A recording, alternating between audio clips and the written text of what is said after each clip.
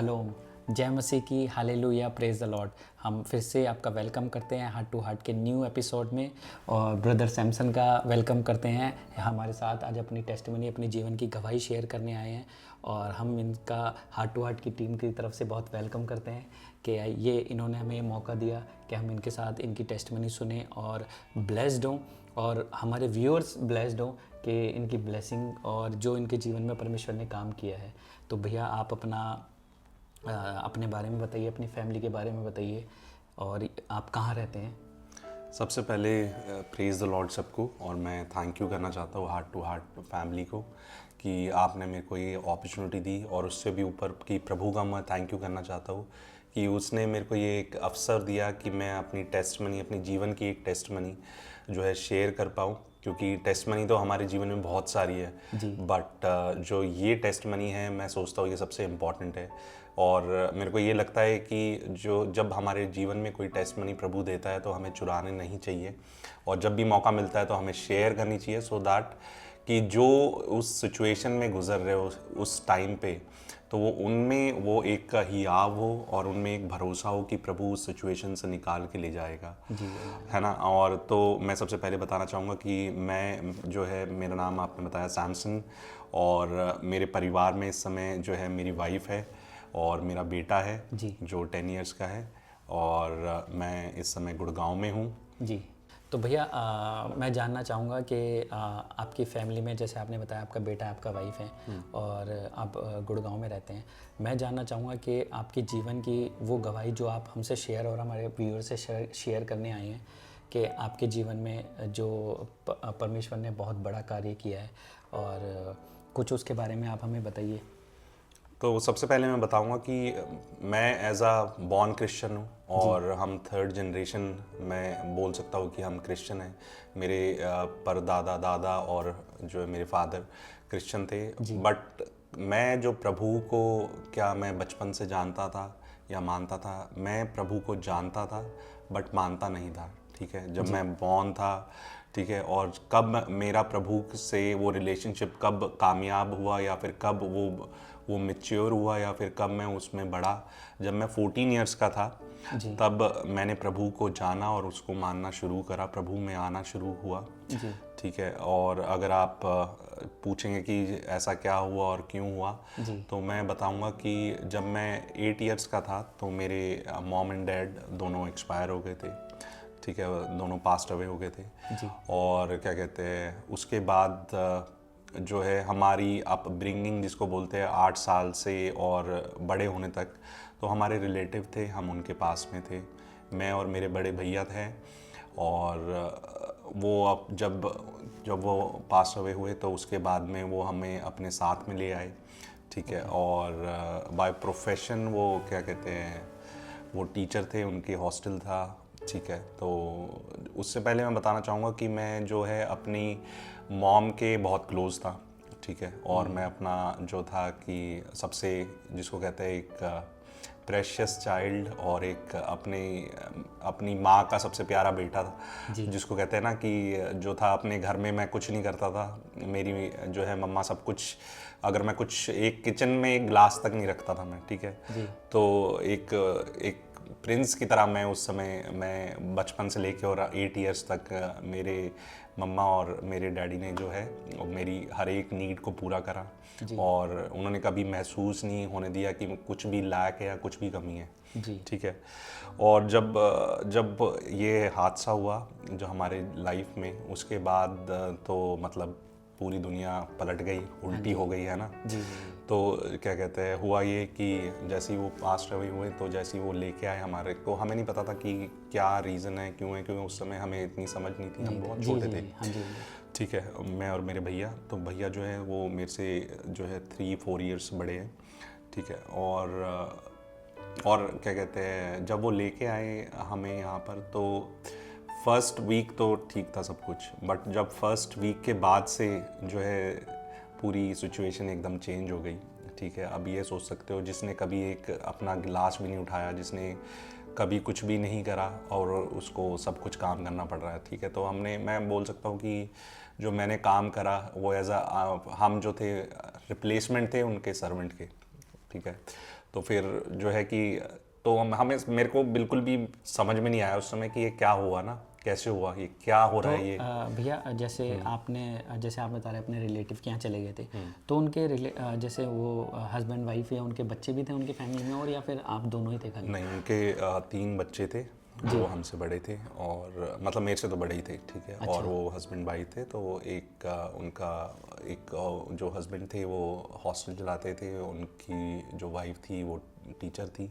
अच्छा। ठीक है। और क्या कहते हैं, तो हुआ क्या, जब मैं और भैया दोनों साथ थे, अब होता है ना जब दोनों आप 2 भाई हो तो हमें किसी और की ज़रूरत नहीं होती थी उस समय बचपन में ना, हम दोनों आपस में खेलते थे और एक दूसरे के स्ट्रेंथ थे। और जो है ना, मतलब ऐसा कभी फील नहीं हुआ कि हमारा कोई फ्रेंड है, हमें ज़रूरत ही नहीं पड़ती थी, हम इतने ज़्यादा हर एक चीज़ शेयर करते थे। और मैं तो ये था कि मैं स्कूल से आता था, सुबह जाता था, मैं बहुत मतलब कहते हैं ना कि कंजर्वेटिव चाइल्ड था, एक बहुत किसी से बात नहीं करता, सिर्फ मेरी मम्मा और मेरे भाई जो थे मेरे बेस्ट फ्रेंड थे। ठीक है। तो जब भी मैं आता था तो मैं अपनी मम्मा से जो है हर एक चीज़ को शेयर करना, हर एक चीज़ से बात करना, ठीक है। तो वो मेरी बेस्ट फ्रेंड थी, ठीक है। और जब ये हुआ जब हम उनके पास आए तो सबसे पहले ये हुआ कि हम दोनों अलग हो गए। तो मेरे बड़े भैया एक अलग जगह रहते थे और मैं दूसरी जगह रहता था, ठीक है। तो उनका ये था कि अब ये नहीं सिचुएशन मेरे को उस समय समझ में नहीं आई कि ऐसा क्यों कर रहे, क्या कर रहे, क्या मोटिव है, ठीक है। जी जी। और क्योंकि हम बहुत छोटे थे उस समय, ठीक है। तो और जैसे मैंने बताया कि जो है कि फर्स्ट वीक के बाद से तो ऐसा हो गया था कि भाई हम जो थे एक उनके रिप्लेसमेंट थे, उनके जो हर एक काम करना, ठीक है। तो मेरे को इसमें कोई शर्म नहीं है कि मैंने बर्तन भी धोए उस समय, झाड़ू भी लगाई, पोछा भी लगाया, वॉशरूम भी साफ़ करा, डस्टिंग भी कराया। तो वो हमारा डेली का काम होता था, ठीक है। ठीक है। उसमें जो है, और जो वो समझ सकते हो जो एक बच्चे ने कभी नहीं करा और एकदम से आपको। तो भैया जैसे आपने हमें बताया था कि आप बहुत शॉर्ट टेम्पर थे, और 8 ईयर्स से लेकर 18 ईयर्स तक आप वहाँ पे रहे, उसके बाद फिर आपका आगे की जर्नी कैसी रही? हाँ, तो जो 10 साल मेरे थे, तो 10 साल में क्या हुआ, उसने मेरे ऊपर क्या इम्पैक्ट करा। उसने ये इम्पैक्ट करा, एक तो मैं सबसे बड़ा कि मैंने अपने आसपास एक वॉल बना ली कि मैं किसी को अपने पास नहीं एकदम से, वो कोई मेरे Accept नहीं कर पास सकते थे नहीं जल्दी आ से सकता किसी था। को, हाँ। और मैं किसी से बात नहीं करता था क्योंकि मेरे अंदर एक वो था, एक फियर था किसी को फेस करना, ठीक है। मैं अंडर कॉन्फिडेंट था, मैं किसी से आँख मिला के बात नहीं कर सकता था और किसी के साथ में बात नहीं कर सकता था, ठीक है। क्योंकि एक वो डाला था ना बचपन से कि तू किसी लायक नहीं है, ठीक है, और तू कुछ नहीं कर सकता, तेरा कुछ नहीं होगा आगे, ठीक है, आप गुड फॉर नथिंग हो, है ना। और तो मैंने मान लिया था कि मैं ऐसा ही हूँ, ठीक है। तो अब हुआ क्या क्या कहते हैं कि जब आपके अंदर इतना ज़्यादा गुस्सा होता है, आप इतना ज़्यादा आप अंडर कॉन्फिडेंट होते हो, आप किसी से बात नहीं कर सकते, ठीक है। जब आप अब फिर उसके बाद हुआ क्या कि जब हम 18 के हुए तो अब उन्होंने बोला कि भाई आप जाओ और क्या कहते हैं जॉब करो। उस समय मैं 12th था, शायद 12th के पेपर मैंने दिए थे, ठीक है। जब उन्होंने क्या कहते हैं, हम गुड़गांव शिफ्ट हो गए थे, पहले हम कहीं और रहते थे, आउट ऑफ डिफरेंट सिटी, ठीक है। और जब ये बात हुई तो, और मैंने तो एक्चुअली में जो मेरी एजुकेशन थी वो मैंने करी थी 10th और 12th, जैसे मैंने बताया कि हिंदी मीडियम से करी थी। जब उन्होंने ये बोला कि भाई अब आप जाओ और जॉब करो, तो मैंने कहा कि यार ये क्या हो गया, क्योंकि मैं तो किसी से बात ही नहीं कर सकता, ठीक है। और मैं तो किसी को फेस ही नहीं कर सकता, इंटरव्यू कैसे दूंगा मैं, ठीक है। और मेरे में तो फियर बहुत था, एक समाज को या फिर एक किसी को फेस करना, ठीक है। और किसी से मिलना जुलना नहीं था बिल्कुल भी नहीं था, ठीक है। एकदम जो कट ऑफ था हर एक चीज़ से, हर एक चीज़ से, ठीक है। और तो फिर बट मैं ये बोलता हूँ कि प्रभु का ऐसा ग्रेस था, फेवर था और ब्लेसिंग थी, है ना, हमारे जीवन में, कि उसका फेवर जो है ना हर एक लेवल पे उसका जो है फेवर मेरे जीवन में और मेरी लाइफ में पड़ता गया। तो मेरे को आज भी याद है कि मेरा एक कज़न है, मेरी बुआ का लड़का, तो मैंने उससे डिस्कस करा यार कि ऐसे ऐसे सिचुएशन है। वो भी हमारे साथ ही रहता था, तो मैंने उसको बहुत चोरी छुप के बात करते थे हम, ठीक है, बात तो करते थे, ठीक है। तो चोरी छुप के ना, कि सामने बात नहीं कर सकते हम, सामने तो अगर पता चल गया, पकड़ गए तो तुम्हारा बैंड बज गया, ठीक है, हम सामने नहीं कर सकते थे। तो फिर हम पीछे से मैंने उसको बताया यार कि ऐसी ऐसी सिचुएशन है, ठीक है। अब उसने बोला कि कोई नहीं, वो एक मतलब हम सेम एज कह सकते हैं आप, थोड़ा सा मेरे से बड़ा है वो, 1 साल शायद, ठीक है। तो उसने बोला कोई दिक्कत नहीं है, एक काम कर, मेरा एक अच्छा दोस्त है, ठीक है। वो मैकडोनल्ड्स में उस और बरिस्टा वगैरह खुले थे उस समय, गुड़गांव में आना शुरू हुए थे मॉल्स वगैरह में ना, तो वहाँ पर तेरी मैं लगवा दूंगा। एक बरिस्टा आया था वहाँ पर जो है, और मॉल के अंदर, तो वहाँ पर देखते हैं, वहाँ पर उसका जो दोस्त था वो मैनेजर था, ठीक है। तो हम गए, मैंने सीवी क्रिएट करा अपना, और फिर जब हम वहाँ पर गए उसके बाद में क्या कहते हैं, मैंने अपना सीवी दिया और उसने मेरे से क्वेश्चन पूछे, ठीक है। और जॉब क्या थी, क्या कहते हैं, जेनेटर, मतलब जो मॉपिंग करता है और डिश वॉश करता है वहाँ पर बरिस्ता में, ठीक है।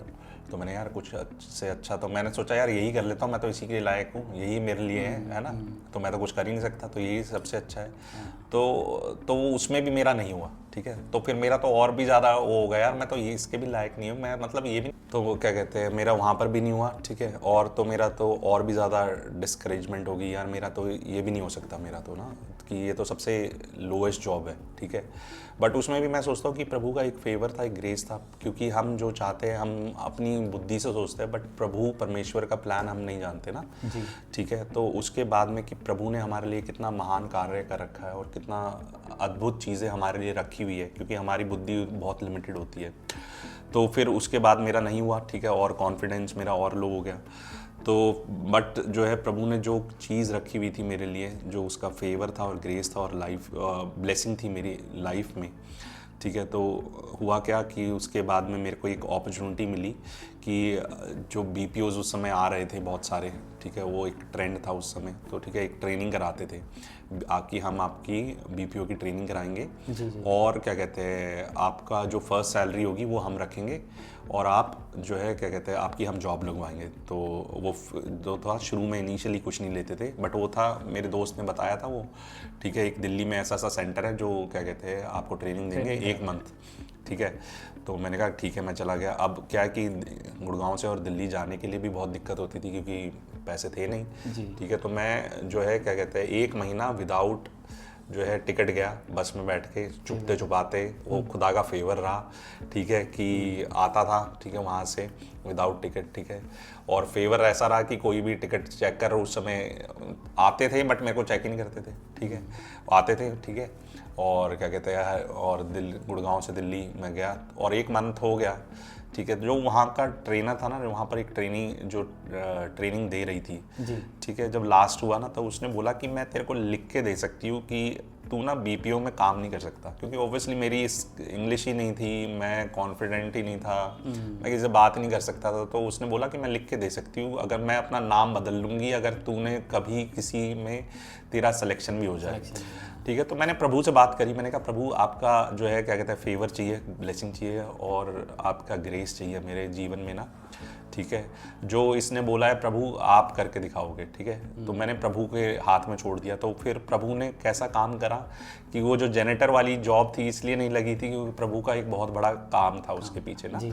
तो फिर प्रभु ने ऐसा हुआ कि मैंने धीरे धीरे काम करना शुरू करा, मेरा सिलेक्शन हुआ। एक उस समय हज था, तो उसमें मैं गया, और जो मेरे बचपन में बोला गया था ना कि तू तेरी वॉइस बहुत बेकार है, तू कुछ कर नहीं सकता, ठीक है, तू क्या कहते हैं बेकार है एकदम, तो वो चीज़ जो है प्रभु ने कैंसिल करता गया, और उसी चीज़ को वो क्या कहते हैं मेरे पॉजिटिव में और मेरे सपोर्ट में करता गया। तो मेरी वॉइस की वजह से ना, तो मेरा सिलेक्शन हुआ, मैं कलेक्शन में था उसमें, मतलब ओवर ये वॉइस प्रोसेस था, ठीक है। उसके बाद प्रभु का ऐसा फेवर हुआ कि ऐसा ग्रेस हुआ कि मैंने अपनी जॉब करते समय मैंने अपनी ग्रेजुएशन करी, उसके बाद में पोस्ट ग्रेजुएशन करी, अपनी मास्टर डिग्री करी, ठीक है, जॉब करते समय। और फिर प्रभु ने ऐसा ग्रेस दिया कि मैंने जो मेरी कंपनीज थी उसके बाद जो थी, मैंने डेल में काम करा, उसके बाद में IBM में काम करा, और इस समय जो मैं काम कर रहा हूँ वो टॉप 5 इंडस्ट्रीज़ है मार्केट में जो मैं काम कर रहा हूँ, ठीक है। तो प्रभु ने जो है एक ऐसी जगह रखी हुई थी मेरे लिए, और मैं जानता हूँ कि मेरे से बहुत अच्छे लोग थे, है ना, जो इंटरव्यू भी क्रैक कर सकते थे और जो मेरे से बहुत वेल क्वालिफाइड थे, है ना। और बट प्रभु ने ऐसे को सेलेक्ट करा जिसके अंदर कुछ भी नहीं था, मैं तो ज़ीरो था ना। तो मैं ये सोचता हूँ कि एक प्रभु ने ऐसा पत्थर उठाया जो रोड पर पड़ा था, ऐसा रिजेक्टेड पीस था, है ना, और उसको उठा के उसने एक कॉर्नर स्टोन बना दिया, है ना, और उसने ऐसा फेवर दिया, और जो फेवर उसका फेवर ग्रेस और ब्लेसिंग वो आज तक है। तो मैं अभी एक रीसेंट इंसिडेंट्स बताता हूँ अपनी जॉब का ही। तो क्या कहते हैं, 2-3 महीने पहले हमारा प्रोसेस रैम्प डाउन हो गया, ठीक है, और जब रैम्प डाउन होता है तो हमें 3 मंथ मिलते हैं कि आप अपने जाओ और अपना दूसरा process with in a company आप ढूंढो, ठीक है, अगर मिलता है तो इट्स ओके, अगर नहीं मिलता तो सी यू टाटा बाय बाय, ठीक है। बट मेरे को पता था, खुदा से मैंने बोला कि खुदा बाप, ठीक है, 3 महीने 2 महीने में रेस्ट करूँगा, ठीक है, मैंने लिटरली बोला, मैंने दुआ करी, मैंने कहा खुदा बाप मैं जो है जून और जुलाई में रेस्ट करूँगा, ठीक है, और अगस्त में आप मेरे को प्रोसेस दे देना, ठीक है। मैंने उनको बोला कि मेरे को यूएस शिफ्ट चाहिए, मैं यूएस ही करी है मैंने, ठीक है, और क्या कहते हैं, मेरे को ये प्रोसेस चाहिए। और जिस प्रोसेस में मेरा हुआ इंटरव्यू, मेरे को उसकी ज़ीरो नॉलेज थी, ज़ीरो, ठीक है। और कैसे हुआ कि उसने बोला यार क्या कहते हैं कि जो भी उसने पूछा जो इंटरव्यू लेने वाला था कि खुदा ने कॉन्फिडेंस अब ऐसा दे रखा है कि चाहे वो 100 बंदों के सामने मैं बोल लूँ या फिर किसी के सामने हो, तो उसने ऐसा ग्रेस, ऐसी ब्लेसिंग और ऐसा फेवर दिया है ना कि जो भी पुराना था ना वो बातें बीत गई, है ना, कुछ नया हो गया, सब कुछ नया हो गया। तो उसने सब कुछ नया कर दिया, ठीक है। और जैसे ही 2 मंथ कंप्लीट हुए ना, जून और जुलाई जैसे ही पूरे हुए, तो उसने ऐसे डोर्स ओपन करे ऑटोमेटिकली। सिर्फ मैंने क्या कहते हैं, मैंने दो इंटरव्यू दिए अपनी विद इन अ कंपनी, और दोनों में सिलेक्शन हो गया। मेरे ऊपर था कौन सा प्रोसेस जाना है, ठीक है। उसमें भी कम से कम 700 से 800 बंदे जो थे बेंच पे थे, और मेरे से वेल क्वालिफाइड और उस प्रोसेस के जानकार, जिनको 7 से 8 साल का एक्सपीरियंस था। मेरे को कुछ भी नॉलेज नहीं थी उस प्रोसेस की, जिस प्रोसेस में मेरा सिलेक्शन हुआ है, ठीक है, बट मेरे को वो सीखना था। तो मैंने प्रभु से बोला, प्रभु मेरे को ये प्रोसेस ना सीखना है, ठीक है, सो दैट इन फ्यूचर मेरे लिए एक वो प्लस पॉइंट हो और मेरे लिए डोर्स ओपन हो इन फ्यूचर, ठीक है। तो प्रभु ने वो दिखाया और वो फेवर दिया। जब वो इंटरव्यू जो लेता है, उसने जो क्वेश्चन पूछे वो मैंने सारे आंसर्स दिए और मेरा सिलेक्शन हो गया। मतलब उनको नहीं लिया जिनका जो उस प्रोसेस जो वो कर रहे हैं 4 या 5 साल से या उससे भी लॉन्ग टाइम से। प्रभु ने ऐसा फेवर देता है, और वो हमेशा फेवर, ग्रेस और ब्लेसिंग में वो देता है और वो चलता है। जी जी जी। तो भैया मैं एक आपसे लास्ट क्वेश्चन पूछना चाहूँगा कि आपने, मतलब परमेश्वर ने आपको इतना ब्लेस किया, बड़ी बड़ी कंपनियों में आपको जॉब मिली, और जो आपका बैकग्राउंड था और वो परमेश्वर ने पूरा बदल दिया, एक न्यू क्या कहते हैं लाइफ दी आपको। तो क्या आपने उस बीते हुए कल को जो आपके रिलेटिव्स थे, आप उनको आज किस नज़र से देखते हो, या आपने उनको माफ़ कर दिया? क्योंकि बहुत इजी नहीं है, मैं जानता हूँ, क्योंकि जिस स्ट्रगल से या जिन चीज़ों से आप निकले वो बहुत इजी नहीं था, लेकिन फिर भी परमेश्वर का वचन हमें बताता है या हमें सिखाता है कि हमें माफ़ करने वाला बनना है। तो आप इस बात को किस तरीके से देखते हैं? ये बिल्कुल सही बात है कि क्या कहते हैं कि आपने माफ़ कर दिया कि नहीं कर दिया। तो अगर ये क्वेश्चन आप मेरे से नवंबर 2024 तक पूछते तो मैं कहता नहीं करा मैंने, ठीक है, और मैं नहीं कर सकता, ठीक है। ये मेरे से बहुत सारे लोगों ने पूछा, क्या तुमने माफ़ कर दिया, क्या क्यों नहीं कर रहे? तो मैं उनको ये मेरा सिर्फ सिंपल ये आंसर था, जो हमने झेला, ठीक है, जो सिचुएशन हमने झेली वो आपको नहीं पता, उस सिचुएशन से आप नहीं गुजरे, ठीक है।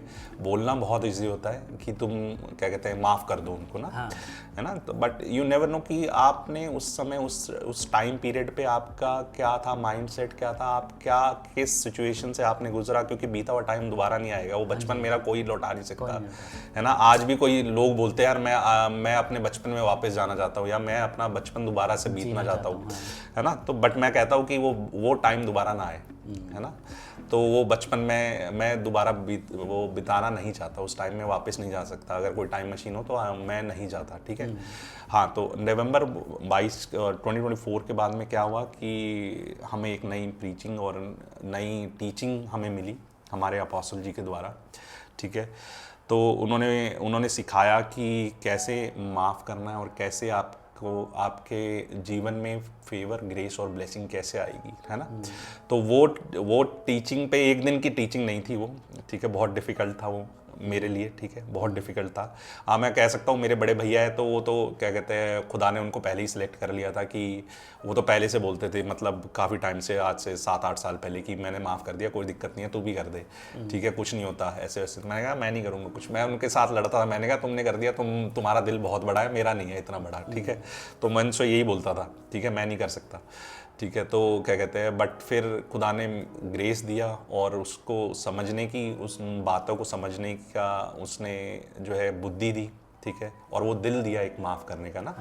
तो क्या कहते हैं, तो अप्रैल से फिर जो है ऐसी सिचुएशन हुई और ऐसी ऐसी हम प्रार्थना करते हैं अब अप्रैल के बाद से कि प्रभु जिसको हमने माफ़ नहीं करा हम उसको माफ़ करते हैं, है ना।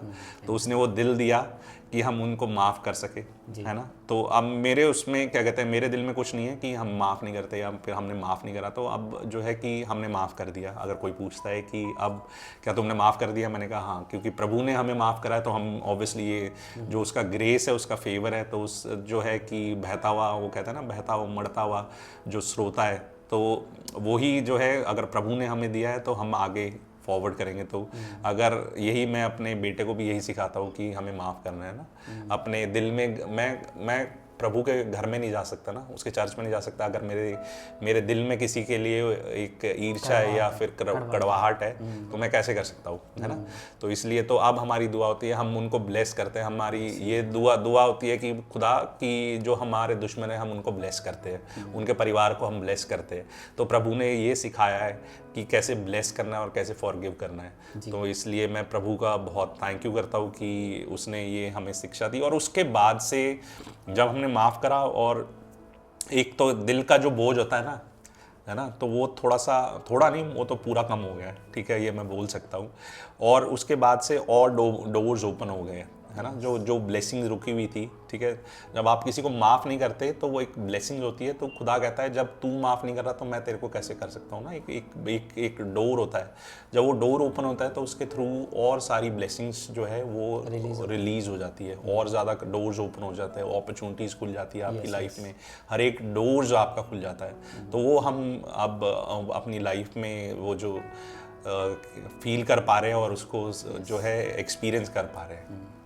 तो भैया मैं जैसे आपने अपोस्टल जी के बारे में बताया, तो आप उनके चर्च का और क्या कहते हैं वहाँ पे जो लीडरशिप में आप जिसके अधीन थे, तो आप उनका थैंक यू करना चाहेंगे? मैं बिल्कुल अपने अपोस्टल जी का सबसे पहले जो है थैंक यू करना चाहूँगा कि उनकी टीचिंग और उनकी प्रीचिंग के द्वारा ही जो है हमें बातें पता चली कि कैसे हमें माफ़ करना है, कैसे हमें अधिकार लेना है ना, और कैसे हमें आगे बढ़ना है, और कैसे जो है हमें वचन के ऊपर खड़ा रहना है, क्योंकि वचन ही सब कुछ है हमारे जीवन में। कैसे बाइबल के अंदर लिखा है कि जब तुम अपने क्या कहते हैं छोटे से छोटों को माफ़ करोगे तभी तुम्हारे अपराधों को माफ़ किया जाएगा ना। अगर हम किसी के लिए ग्रज रखते हैं अपने दिल में और फिर हम कहते हैं प्रभु तूने माफ़ क्यों नहीं करा, तो प्रभु हमसे पूछेगा कि तूने पहले क्यों नहीं माफ़ करा, जब मैंने तेरे को माफ़ कर दिया। जब बाइबल में लिखा है कि प्रभु ने हमारे सारे अपराध, अपने सारे पाप हमारे उसने अपने ऊपर ले लिए, है ना। तो जब ये टीचिंग हमारे जीवन में आई ना, तो जो और भी वो जो भी सिखा रहे हैं, जैसे कैसे वचन पे खड़े रह के और कैसे अपनी सिचुएशन को आप चेंज कर सकते हो जी, है ना। ये मुंह का अधिकार जो हमारे अंदर है, जो वर्ड्स के द्वारा आप कैसे अपनी सिचुएशन को चेंज कर सकते हो, चाहे वो फाइनेंशियल हो, चाहे मैंने जैसे जॉब का बताया था कि क्या कहते हैं जॉब के लिए, तो वो अधिकार के साथ मैंने बोला कि प्रभु मैं आपका बेटा हूँ, उस अधिकार से मांगता हूँ जो आपने हमें दिया है एज अ बेटा बेटी होने के नाते, ठीक है। और वो जो है प्रभु कहता है मैंने तेरे साथ प्रॉमिस करा है, वो ना झूठा है, और उसकी हर एक वर्ड उसका जो है, जो उसके मुख से निकला हुआ है वो सच्चा है ना।